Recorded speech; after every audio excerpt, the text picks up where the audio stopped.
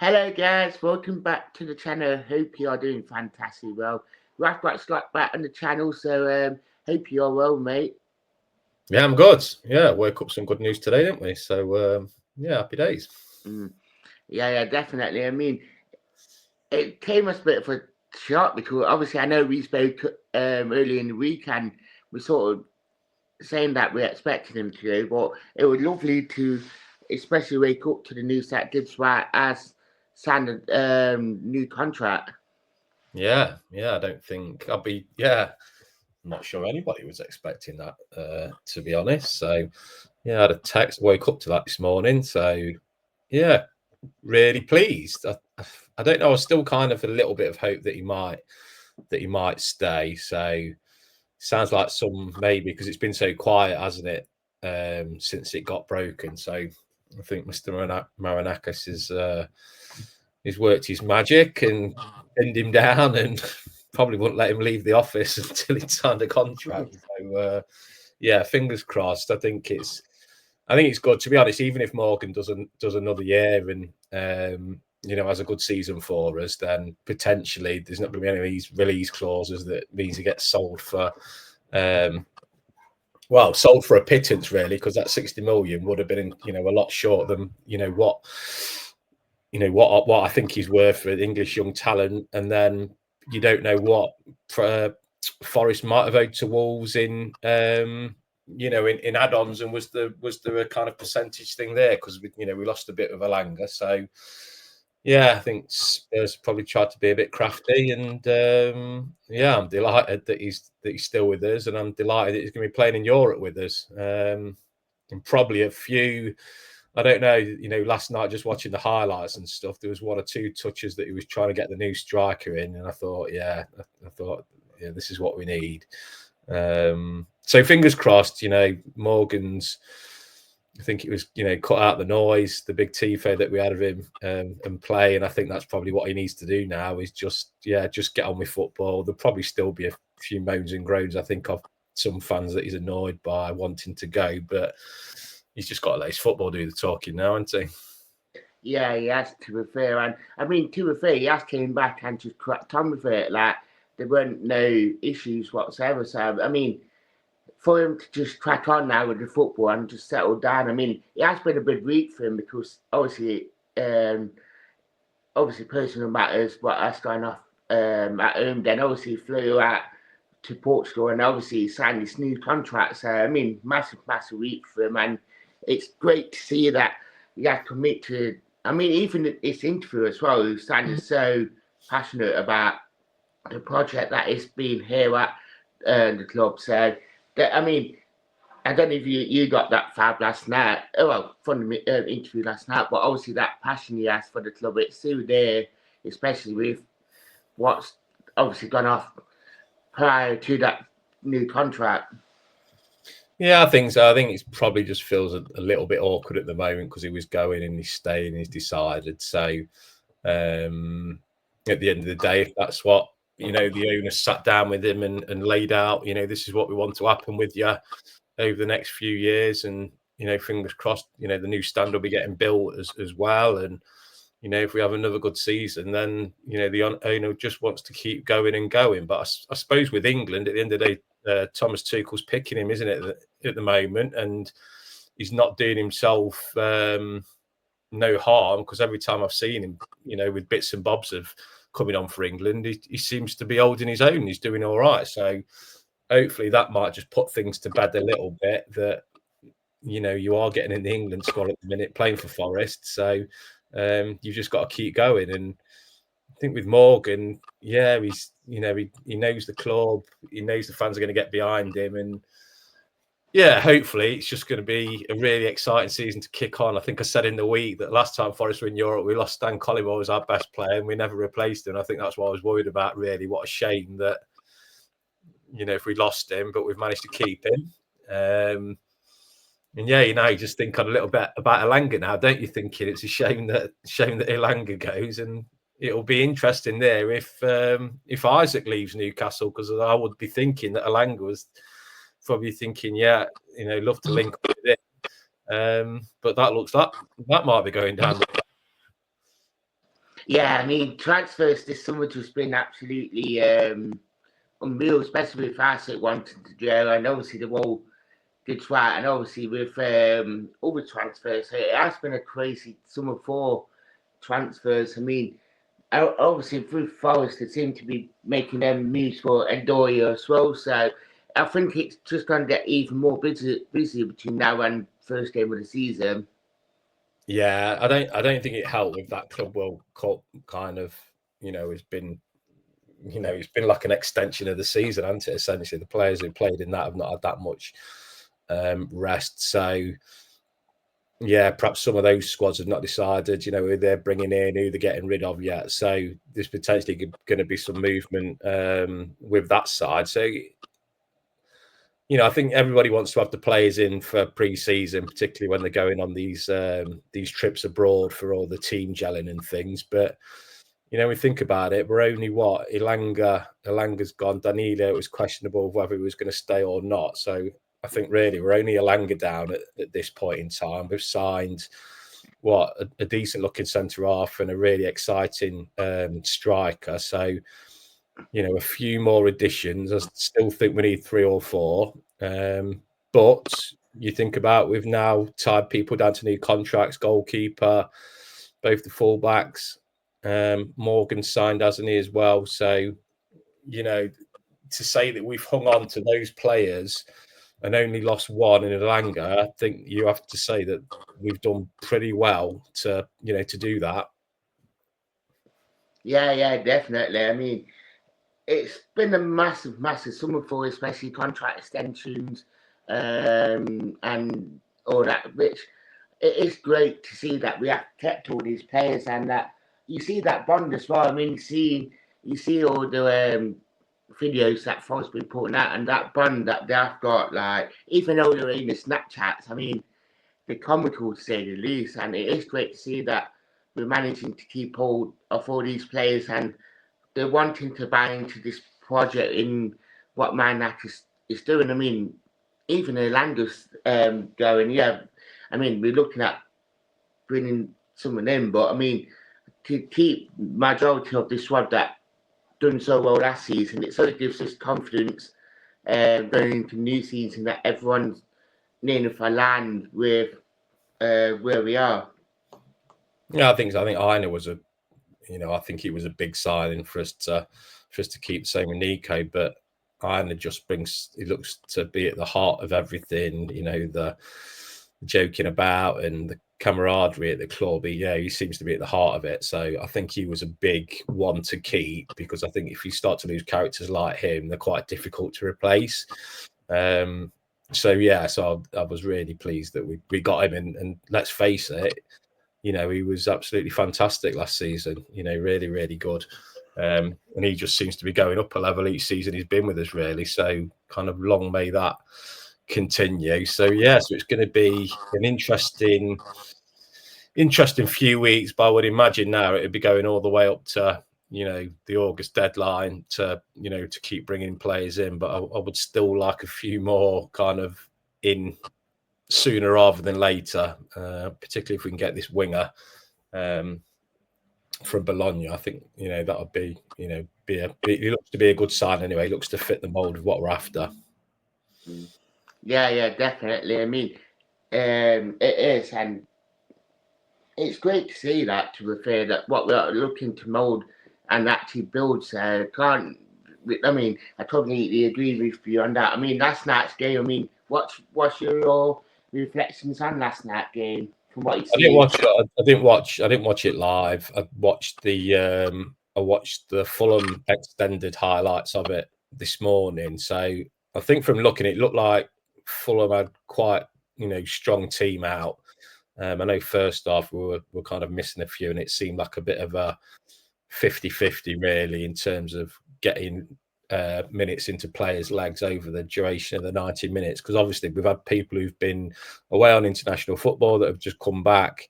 So I think for people like Milenkovic, I don't know if he'd started before, but that was probably their first, probably second game back, just getting fit. But I thought Fulham looked really sharp. from what I saw. And then when Forest changed it in the second half, it looked like we had a couple of decent breaks. So yeah, I think too much to read into. They've obviously got a young goalkeeper, haven't they? Who was in net.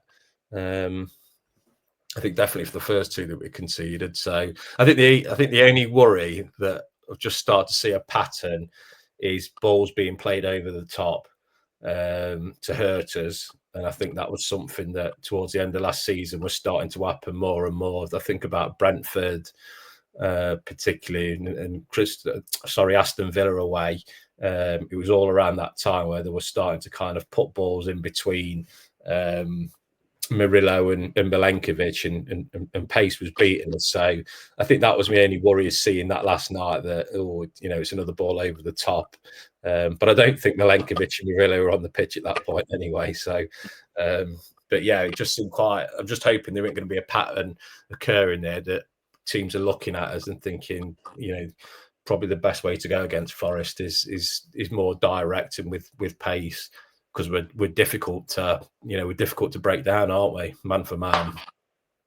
Yeah, I think you're right with that, because obviously with the balls, I mean, I know Milenkovic is a beast, and we all know how good Murillo is. So yeah, I mean, hopefully Nuno has spotted this sort of trend, and he's looking to find a way to stop this the long balls. Because I mean, I know it cost us for at least the first goal last night, and second goal. I mean, it was a bit of a silly free kick to give away outside the area, but I mean, but that will only come with match fitness, when people get up to speed. That them little mistakes that probably is catching us out will obviously stop us from doing it in the season. Yeah, I think the difference was that they looked a lot sharper than us at the moment, so that was probably the deciding factor. But yeah, I mean, who have they got next? What have they got? Estoril on Wednesday. Yeah. So fingers crossed. Yeah, it's going to be another. Just keep building into it. But I think the players have, they've had some of them have had quite a bit of football over the summer as well, haven't they? So think about Elliot Anderson as well. So it'll be interesting to see what team he starts with at the start of the season, if you're thinking actually some players are not quite there yet, because there's no point risking them for the start of it, because it's going to be a long old season, particularly with European football as well. So we've got to look after what we've got and go from there. But yeah, I think there's a lot to be positive now about Morgan signing, because he was going to be the big one of, oh God, how are we going to replace him if he does go? And with it being so slow, there weren't really any signs of anybody coming in. So I think that's just a big relief all round. And I think Morgan's, he's a great professional, and fingers crossed, he just get his head down now, just block out the noise as he says, and get those fingers in the ears and crack on with his football. And hopefully, football's a fickle game. He scores a few goals and sets us a few up. Then the fans who've perhaps been a little bit disappointed about him wanting to go will, they'll soon quieten down. Yeah, definitely. And when he does that celebration with that as well, like he did against Leicester, it'd be nice to start doing that again. But yeah, definitely. I mean, he nailed it on the spot for me about like getting minutes into legs and looking after the squad. I mean, taking positives from last night. I know pre-season that it's all about getting minutes into the legs and getting everyone up to speed. But I mean, even the youngsters that featured last night, there were quite a few of them. I mean, for them to play against the Premier League side as well, I mean, it was sort of like, for them, it'd be good for them to see the standards of like a Premier League team and where they need to go. I mean, I know it's pre-season and it's not got that competitive nature about it, but I mean, do you think it would be a good test? It was a good test for them last night to see how far they are and how close they need to be like, if they are going to compete in the Premier League level.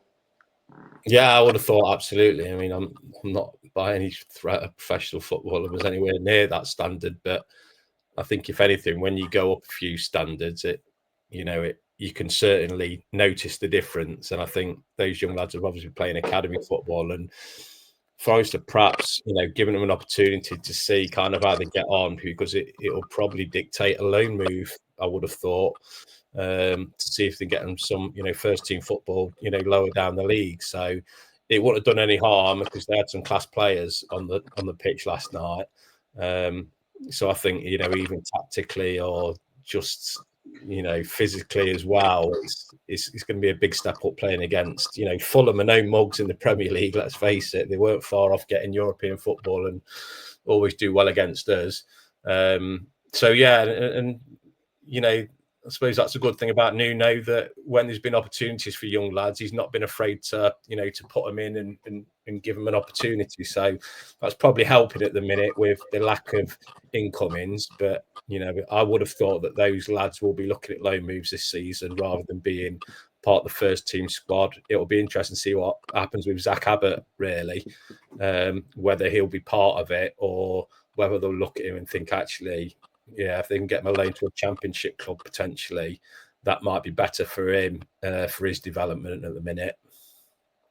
Yeah, definitely. I mean, Albert's probably the one that a lot of the academy lads will look up to as well, because obviously he's been around the first team training, more training than out last season, and obviously he's seen that sort of he's came on, because obviously when he go from that, the first team training, to that B team training and playing them games, it's a massive step. So obviously I noticed it against Chesterfield, that sort of that him being around everyone progressed this development so much, and you could see it, like some of them, you see that naivety in some of the players, but obviously Abbott, you can see playing around Milenkovic or Murillo, that's really brought him on. Yeah, absolutely. I mean, I suppose just to be training with that level of player, and the talent that Forest have got in the squad, he'll be, playing against, what would have been Elanga, but Callum Hudson-Odoi, Taiwo, Morgan, Chris Woods, so playing against that type of player every day in training is not going to do him any harm. So, yeah, I don't know. I mean, we've obviously signed that Cunha now as well, in Bolly, and we're keeping. Looks like Morata will be coming.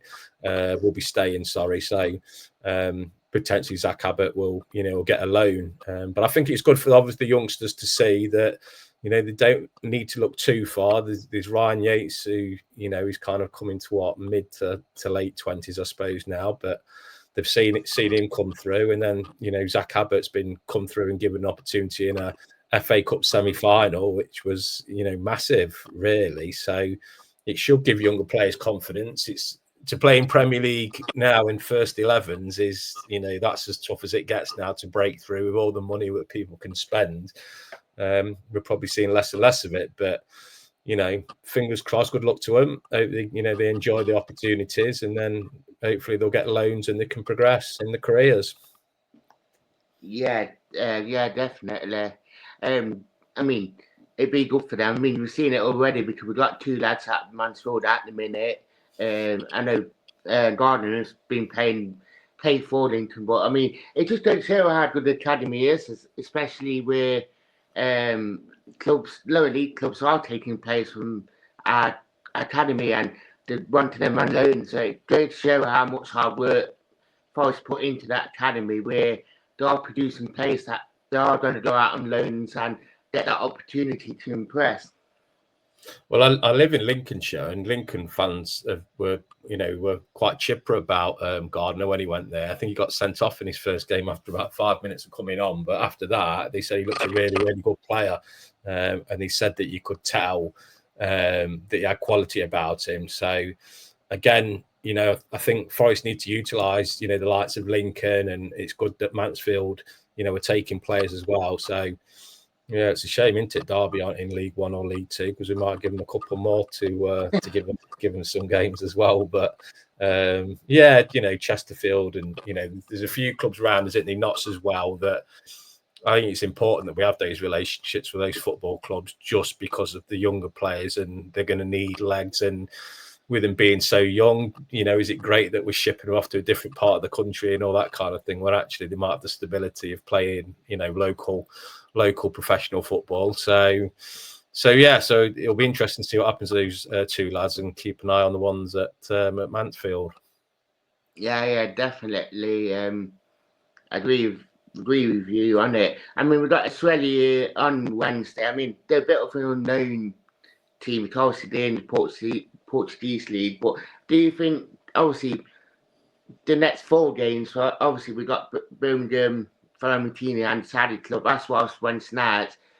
Will you start to probably see as well players getting longer minutes, especially after now that near enough had a full game plus the extra time into the legs? Can you see it's starting to play a lot more of a Swansea side as well? Because obviously I noticed, I was thinking about this morning when I went swimming, that Nuno's seemed to got near enough like he settled 11 on the bench that he brought on second half, and been playing quite a lot of a natural side, not a natural side, but a natural squad team in the first half, and then the first team in the second half. Yeah, I think they tend to kind of just whittle down, don't they, and get minutes into players. I think different players will probably have different fitness schedules as well. So I think that'll come into, who gets what minutes as they build up. But it's usually between kind of like the second to last and the first to last game where it's starting to look a little bit more what the first team 11 will look like at the start of the season against Brentford. So yeah, it's just I don't think there's any point in getting carried away. We just don't want no injuries. We just want to get through and get everybody as fit as they possibly can. But it's going to be interesting to see where they're going to play the new Brazilian lad, because obviously Chris Wood they were both on the pitch at the same time at one point last night. So, and they're going to play. Are we calling him Igor, or are we calling him Jesus?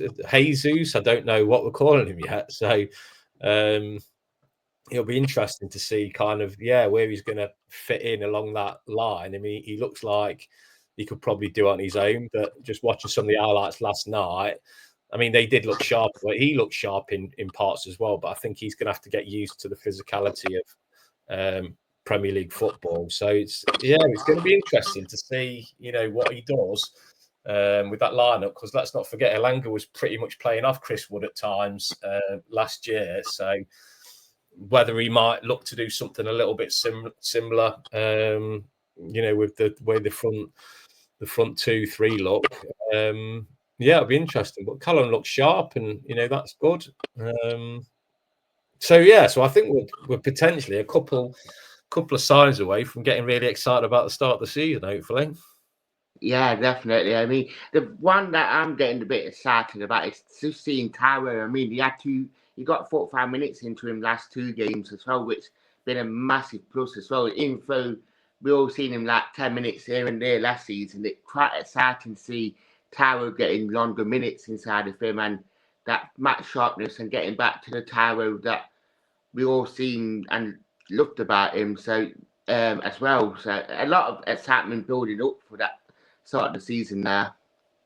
Well, I think that's it. I think when Taiwo has been fit and he's had games, then he looks an absolute completely different player. I don't think I've seen many players that look as chalk and cheese when they've picked up an injury. It seems to take him a while to get back up to speed, and he's like an absolute racehorse, isn't he? So I think the slightest kind of injury to him it puts him back, because he really needs to be at his absolute 100% peak. And when he's at that peak, he's pretty unplayable. So he was unlucky not to score a really good goal last night, to be fair. He did really well, really good touch, good run, good touch. And then outside of the boot, keeper made a really good save, to be fair. So, don't want to get too carried away because of his injuries, but he could be a real bonus, if we can get him to where he needs to be as another option off the bench, because we didn't have that last season. Let's face it was only Wood or Taiwo, and Taiwo was injured for a bit, wasn't he? So I think to have 3 strikers all fit, then that changes things as well for us. Yeah, definitely. I completely agree with you on it. And do you want to say where people can find you on? So I think it's a Blue Sky. Yeah, you can get me on Blue Sky. It's still Munich and Madrid, but I'm on Blue Sky, so you can get me on there if you wanna. Not that there's too much interesting to follow, but I'm on there. Yeah, I'm the same guy. So I don't put anything interesting on myself. So I know how you feel. But yeah, thank you for coming on. No worries, Sam. No worries. Pleasure. So if you guys like the content, obviously do subscribe. Get us to 4K. Thank you for watching, and goodbye.